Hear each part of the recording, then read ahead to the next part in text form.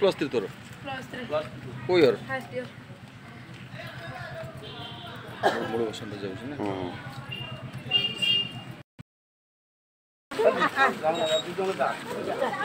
चाबी दो गाड़ी चाबी दो अच्छा हम सोई पड़लो सेठी सोई पड़ आउ टिके सोई पड़ सोई पड़ तो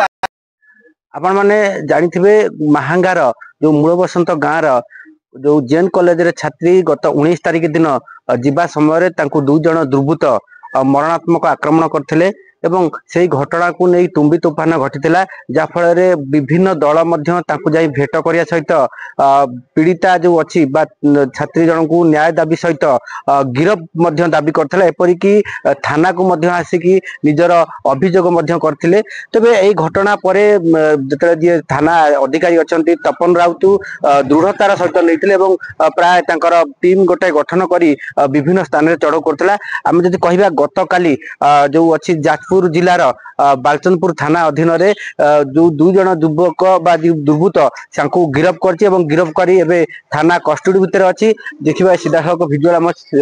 चैनल माध्यम देखंतु ए होची थाना परिसर तबे ताकू एबे अटक रखा है एवं जा कहा जाउची कि सेई 2 जण को मध्य जतले एसडीपीओ एवं थानार ऊपर अधिकारी बा एसपी होंतु बा के तांकर उपरिस्थ अधिकारी आसिले तांको गोटा प्रेस मीट करा प्रेस मीट माध्यम रे समस्त कथा को अवगत करा दिबो। कटक जिला महांगारू अर्जुन साहू को रिपोर्ट मेट्रो टीवी।